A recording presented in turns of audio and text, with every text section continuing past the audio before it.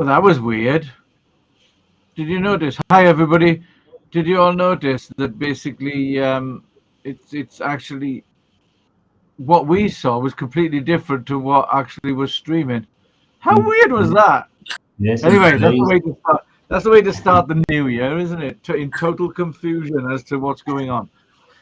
Nothing like it. Hello, everybody, and welcome to a very cold and snowy West Yorkshire. In our case, I think Phil, you're in Harrogate. That's still West Yorkshire, or is that North Yorkshire? North. Yeah. North Yorkshire. So yes, so it's very snowy, which is quite apt because we've just come off the back end of Christmas, and we're all skint. And that's why we are very, very, very pleased to have Phill Holdsworth from Aurum Gold. Phil is a money psychologist, and he is going to talk to us about spending habits and being skint after Christmas, etc. And while we talk about that, we got Mick, who is going to be doing all the bells and whistles behind the scenes. So if you've got any comments or anything you want to say, like Ali, who wants snow, apparently. I don't know, Ali. I think you're probably going to get your wish sooner or later because it's blooming cold. Then basically drop your comments into the comment section and your questions, and then, well, basically we will put them to our guest today, Phil, and see what he has to say. So, hello, Phil. Hi there. Thank you very much for inviting me. No worries at all. Did you have a good Christmas? I had a very good Christmas, thank you. Spent with family, grandchildren, of which I've got 8. So wow, busy. Get a telly. Get a telly. Tell your kids to get televisions. Jesus. Yeah. 8 grandkids. Jeez. Yeah. So yeah, so you had a good Christmas. Obviously, it's better with the kids, isn't it? I think when you get to the stage where everybody's grown up and all the rest of it, it's a little bit less interesting. It's kind of like, yeah, morning, you're right, oh, booze, yeah, why not? Ooh, it's Christmas. But yeah, so lots of people coming off the back of Christmas, Phil, with like kind of thinking, oh God, how much did that cost us? Because, well, quite simply, it's been commercialized to death. But at the end of the day, you know, we do spend too much, don't we? There is that propensity, isn't there? I think Christmas is one of those periods in our year where there's almost like false expectations. We have our own expectations and what we want and the impact that perhaps we want on our family members. But also there's that sort of societal expectation and pressure. You just watch the marketing that goes on around Christmas. So there's a lot of pressure on people to perhaps spend more than they either intended or more than they have. Yeah, for definite. I mean, the pressure thing is the biggest thing. I mean, not only the marketing, but it's they market to the children now. Yeah, don't they? They market for that nagging power. You know, the nagging power, and I think there's a lot of parents out there who probably suffer from the nagging power that is put on them. You know, because everybody's got the latest gadgets and all the rest of it. It's a very consumer society, but you know. So what kind of things then? What kind of things can we do to well, I'm probably not a very good candidate because I use Christmas to get underpants and socks. Heather says to me, "What do you want for Christmas?" And I go, "They're all right. Pants." That's me sorted. I'm a simple man. I just wonder what is it about that being asked what you want for Christmas, because I'm just the same as you, Gareth. My mind just kind of goes blank, and then we kind of fall back on the pants and socks and things like that. So, but it's so convenient. I mean, you get all of the pants and the socks and stuff that you need. A nice jumper, you know, that kind of thing. Does me. I don't have to shop for clothes all year. and smellies as well, and I don't have to shop for all year for smellies. Oh yeah, they're a staple diet at Christmas time, aren't they, smellies? But I'll tell you one thing that really struck me. I had a conversation with a client of mine one day and said to me, I don't go in for that branded stuff. And I thought, yeah, there's more and more people who are saying they're not influenced by these things, and it doesn't really sort of ring their bells. But then later on in the conversation, we were talking about buying presents for our loved ones, our family members, those friends, and so on. And this person then said, "Oh, I always get branded things." And I said, "Hang on a minute. You told me you didn't buy branded stuff. You weren't bothered about it." And they said, "Yes, but it's all about how much you value people.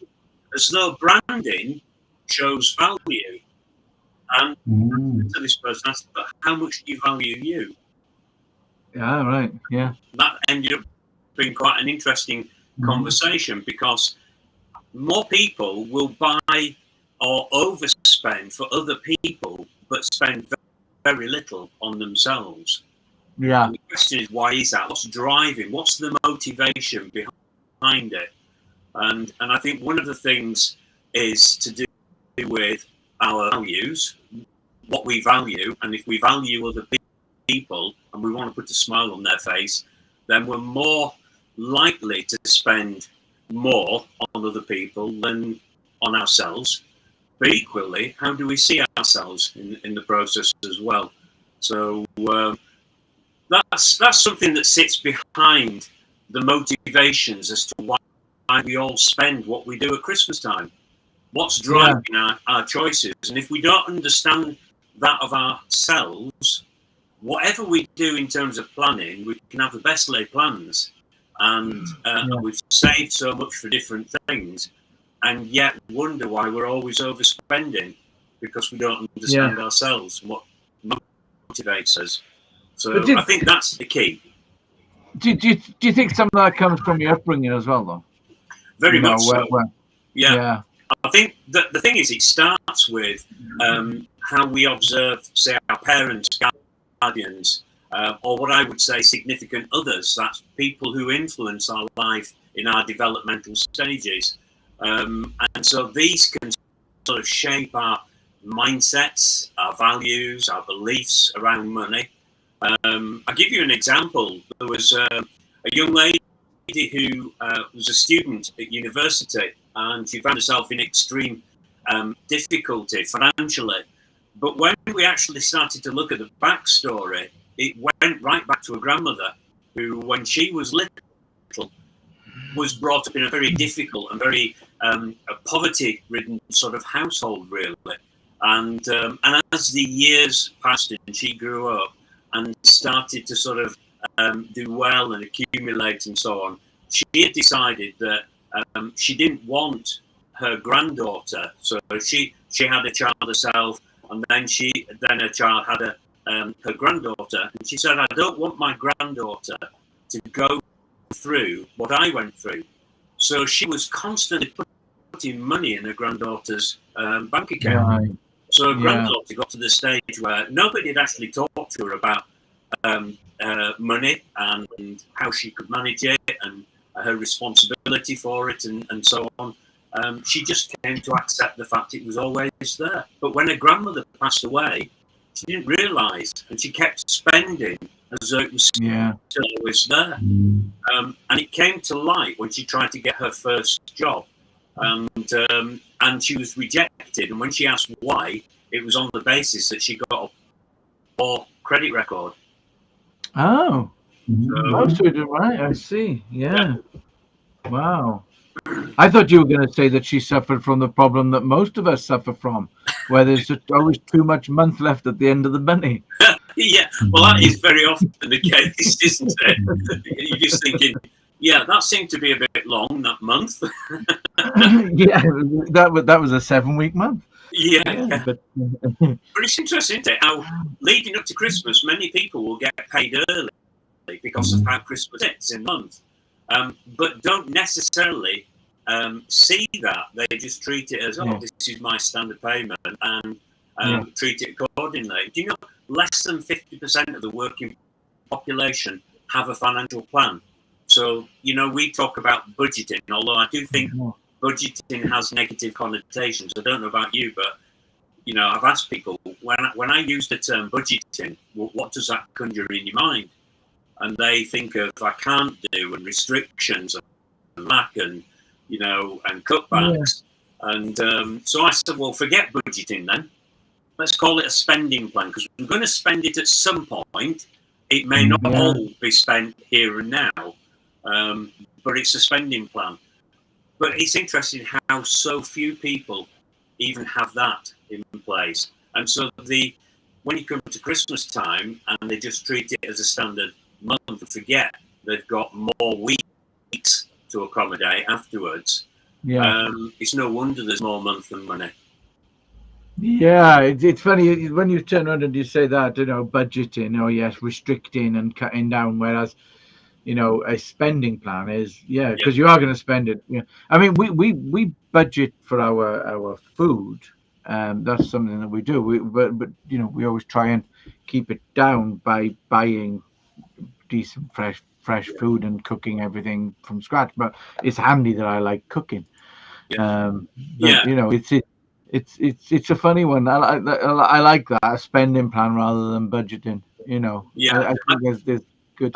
I think the other thing as well is, and this is the advantage of having a plan in place anyway, is that over a period of time you can look back and actually monitor your spending patterns. So I think it's great what you were saying about you like the home cooking and you. And I know we've talked about this before, and you like the sort of natural sort of foods and so on, but the organic things. But people will talk about those practices, but they miss some of the behaviour that is automatic. It's unconscious, and it's just a part of them. And because it's a part of them, they don't think about it. And it's those things that we want to unpick, because oftentimes it's those things that actually self-sabotage our future aspirations, what we want to achieve with our money. And so we use a tool called Money Habitudes to actually identify somebody's money personality, so that we can see what kind of behaviour takes place when a person has to make quick decisions. Have you ever experienced, say you've been in a store buying something and they've said, well, it's on a special offer, but you've got to make a choice today because it's running out today? Yeah. And it's a very common practice, and retail outlets use psychologists to inform them of customer behaviour and how they can get the best out of customers, how they can get more sales. And so they use these tactics to put us under pressure, because they know that we often will make choices out of our emotions rather than our rational thinking. Yeah.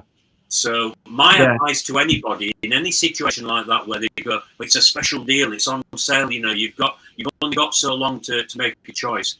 Walk away. So I'm going to think about it. And if you go back and it's still on special offer and you can afford it, fine. But at least you've walked away and you allowed yourself time to think more rationally about your purchase or lack of. Yeah, they get that gets my wife all the time. The old, it's an offer. Oh, it's on now, and I'm thinking, God, you didn't even need it. Yeah, you didn't. You didn't even need it, and it'll probably sit there now for forever, just not being used. It's interesting. Christmas time's the biggest influencer of that, I think, with regards to, you want to have a good time at Christmas. So it's all the preparation, from the food, the booze, to the presents, and all the various marketing ploys that come in to get us to buy or spend more. So some people listening to this might say, well, actually, I'm very good. I always put a spending plan or a budget down. I know what I've got to spend and what I'm going to buy.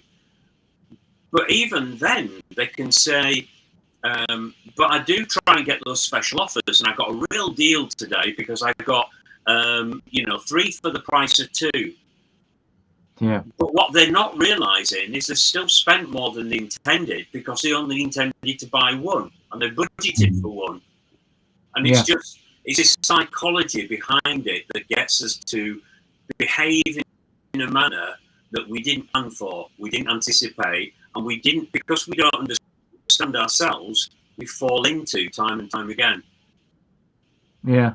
Yeah, it's amazing. It's like these supermarkets give you these cards that will give you back bonuses, but it's just literally to track your spending habits. And except for Aldi don't do it, which is quite good, because their model is pretty much, let me throw your food into your basket. I went to an Aldi in near Berwick-on-Tweed, and it actually had a self-serve section. And I actually felt obligated to throw all my food through the checkout as quick as I could. It was instinct, It's that habit, isn't it? You've seen it so often, and you feel I'm like going you're just too going slow. And there was a bloke there monitoring the checkout, as you're doing it and all the rest of it. And he was going faster, faster, faster. Jeez. But yeah, they do. They track your spending habits. They throw these offers at you. I go sometimes to the supermarket and I see things, and it says, this is like a third off or whatever. And then you actually look at, like, it'll be a 500-gram version, and you look at the 200-gram version, and I use an actual example, where a 2-kilogram bag of sugar costs literally £1.89. Yeah. But 2 1-kilogram bags cost £1 each. Yeah. Well, and it was like no brainer for me, but they do. If you actually look a little bit around, you probably find that you can save money from the offer. You know. Yeah, you have to be quite savvy. I think it was Peter Kay who coined the phrase "eye level is buy level." Where they position things on aisles and at the end of aisles, and also by the checkouts. What they position there and the things that they're wanting to push a bit more. But if you're quite savvy, and all of us are, and I'm saying that, I'll explain why I'm saying that in a moment, but if we're quite savvy, we can actually save quite a bit in our shop. And we've just got to be mindful of the offers and the weights and so on. And it's not difficult. And coming back to being savvy and the fact that we all can be savvy. The one thing that I often hear, which I think is terrible, and that is people say to me, I'm bad with money or I'm no good with numbers. That's a very popular comment and thought process. And it often stems by what had been said to them when they were much younger, whether it's a parent who they could never please, or whether it was a teacher who it's a throwaway comment, but they don't realise the impact that comment may have on a person's future life. And I say to people, do you go to the supermarket? And go, oh, yeah, of course. I said, well, do you add up? Do you subtract? Do you divide? Do you multiply? Well, yeah. Well, who said you're bad with numbers? Who said you're no good with money? Yeah. And we assume that to be good with money, we've got to be like investment managers and bankers and financiers, and we actually don't. It's a lot simpler than that.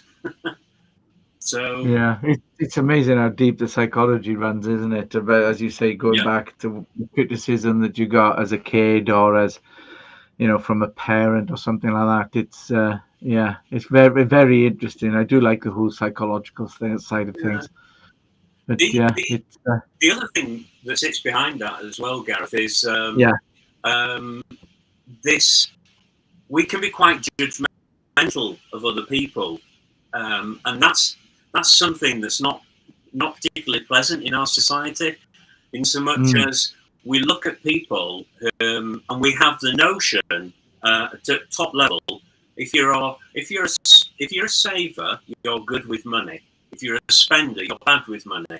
I think that's terrible, because everybody has their reason for doing what they're doing. A person can be a saver, but absolutely riddled with anxiety. A person can be a spender and can be the happiest person going. So we have to ask the question, what's the motive that sits behind it? So if behind the saver there is fear, the fear of lack, the fear of poverty, the fear of losing it all, that is a terrible place to be, because that is such a stress inducer and anxiety laden. And so we have to understand then, well, where did that come from? And it's often looking back over people's lives, experiences they had. You mentioned parents, so that's one big influence, how parents manage their money. And if there was lack in the household, then wouldn't be surprising if somebody is more frugal, or we're looking in and saying, oh, they're quite frugal, they're savers. But yeah, what's causing them to be that way is nothing to do with what we would class as being good, planning ahead for something. It's more to do with, I don't want to be like that. I don't want to be in that place. And it's this fear driven. And so when they come to spend it, they really, really struggle spending their money. Or spending their money on themselves because they feel guilt and shame for doing it. The other side of the coin is the fact that somebody brought up in a household where actually money wasn't an issue. And one of their values is they just like pleasing other people. They like putting a smile on other people's faces. But their problem is they do it to an extent where they don't leave anything for themselves. And you've got these two ends of the spectrum of behaviours. And it's terrible if it's in a marriage or a relationship situation where you've got one person who's quite frugal and the other one who likes to spend, but their reason for spending is actually a good reason. But one will say, why can't they be more like me? And we can't because we're unique individuals. So the best thing we could do is by understanding ourselves, we then begin to understand others and have more empathy. So as a couple, we can then say, right, this is how I am, this is how you are, let's put it into our plan. Allow so much for you to spend on the things that you value, but also allow me to save so much because that's important to me. Yeah, very deep. It's funny as well because you also, I mean, you have people who just the sole purpose in life is to actually make money and have more than anybody else. Oh yeah, Ali's great with money, but she just needs some. I think we all suffer from that one, Ali. But I mean, there's some people, you know, they just their entire life revolves around, you know, and I'm thinking, you know, these big conglomerates, these billionaires, these people who just constantly money focused all the time. And then, you know, you got, personally, as long as I've got enough, I'm not a megalomaniac in any way that I just want more and more and more and more and more. I'm content if I've got enough, you know. Yeah. Which is a completely different end of the spectrum of money, really. Yeah. There's a question I ask many of the people who I take through my financial wellbeing program, and that is, in a word, what does money mean to you? And it's interesting what comes back. You know, some people say choice, freedom, security, and so on and so forth. And then, so I say, well, this leads me into my second question then. How much do you need to have choice, to feel free, or to feel secure, or to have happiness? And people start racking their brains at that point because nobody's ever asked them that question.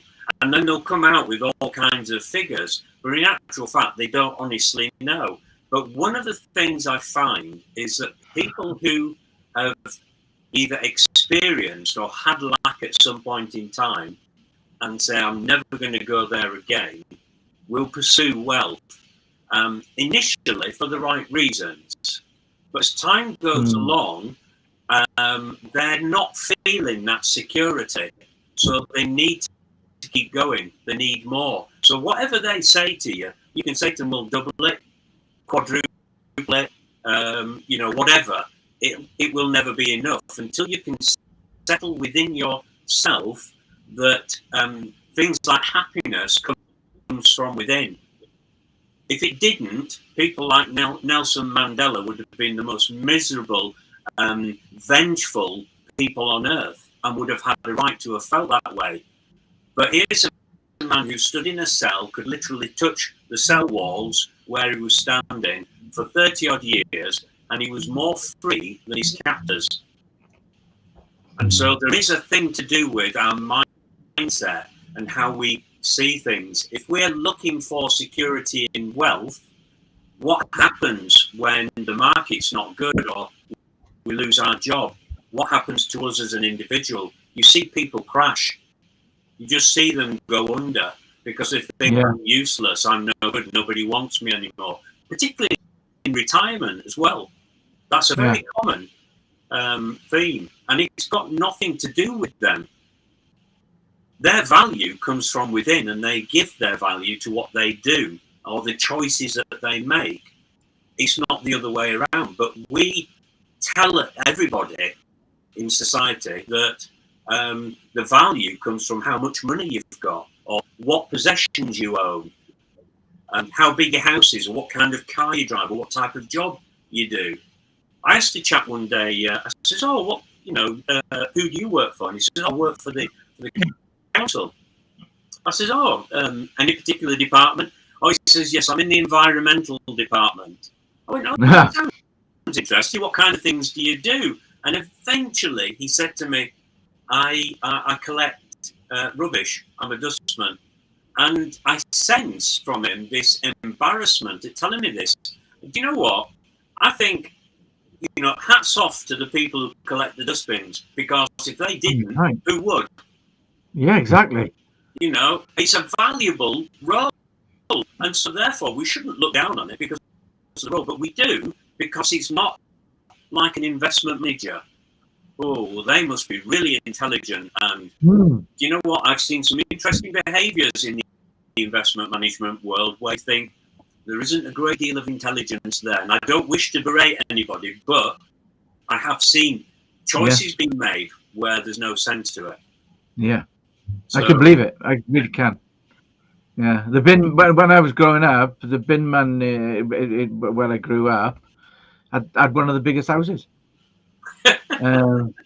Seriously, he did. He had one of the biggest houses in the village, and it was like,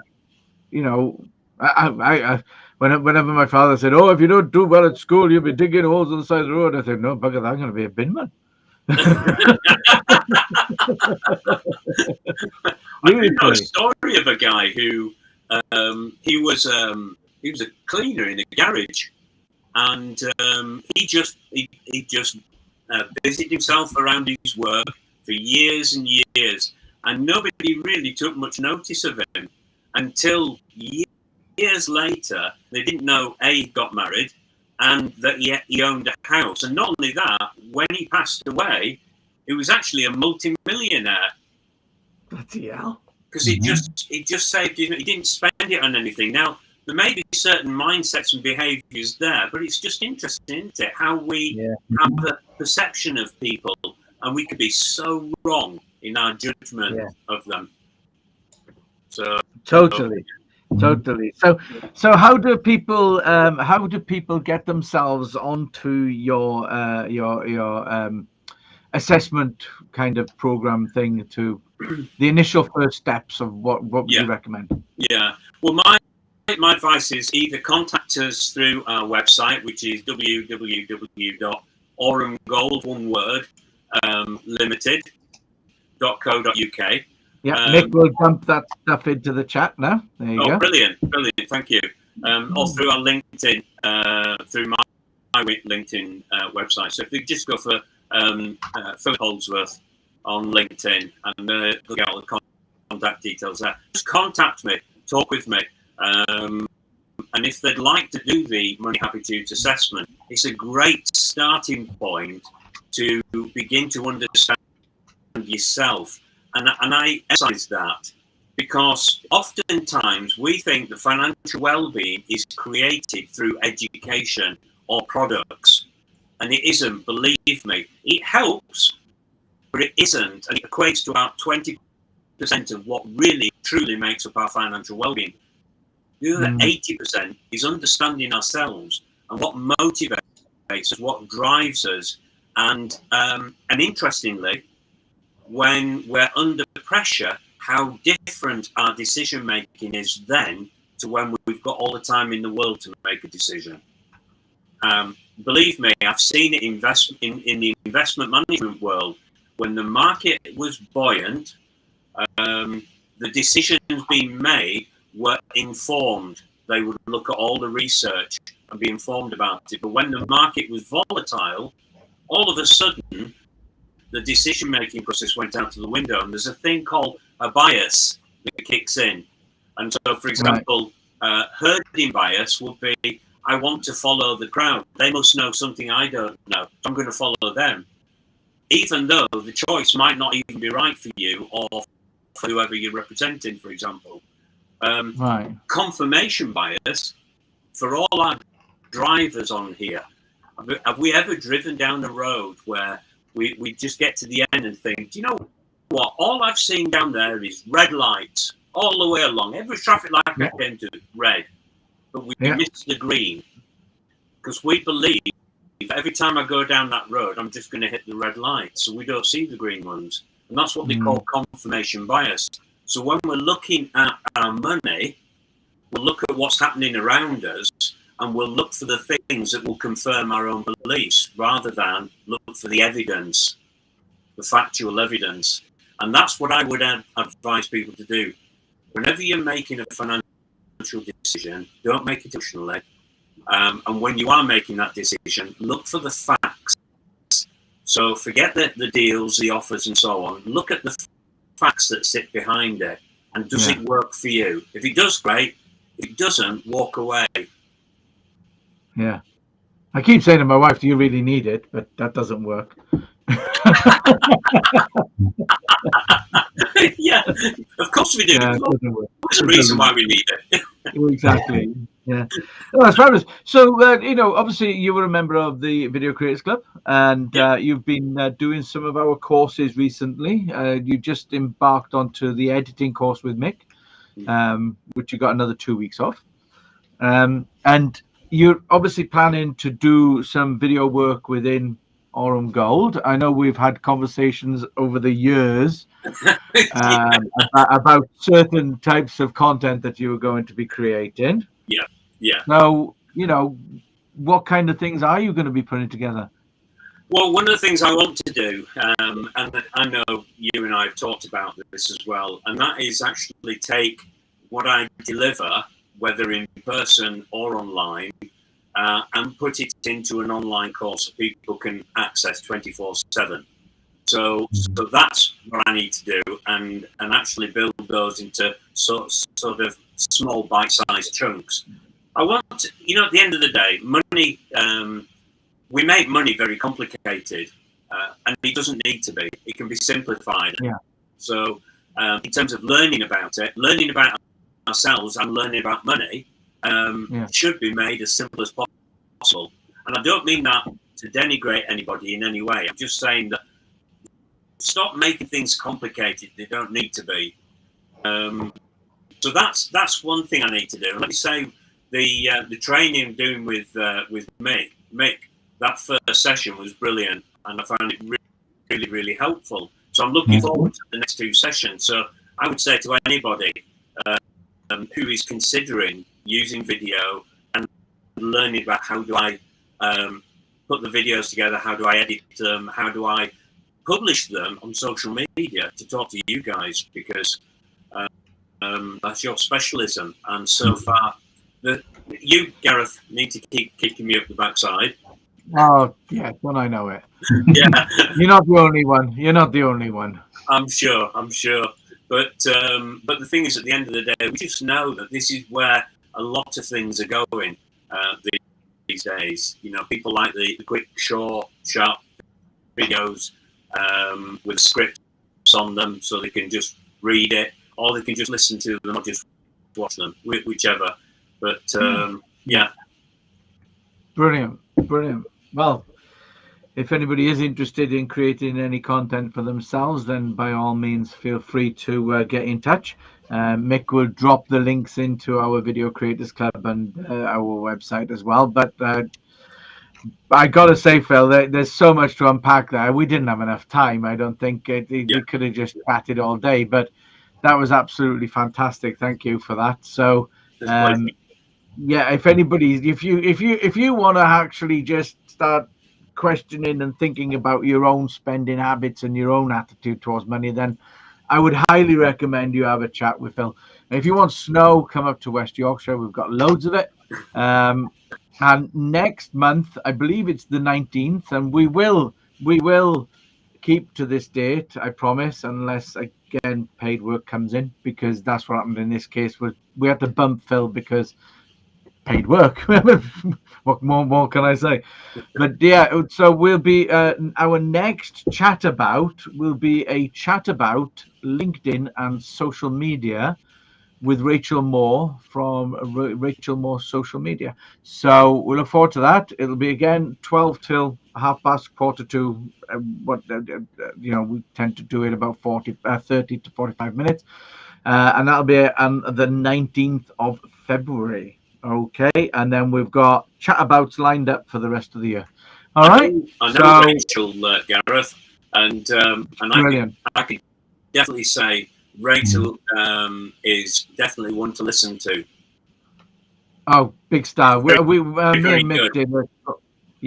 Mick did her course as well on the LinkedIn course that she does, and I thought I knew LinkedIn, and I came away going, I didn't know that.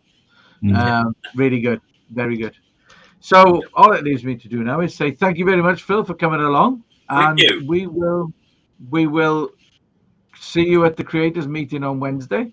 And we'll catch you later. So see you later, everybody. Ta-ra. Thank you very much. See you later. Cheers, bye.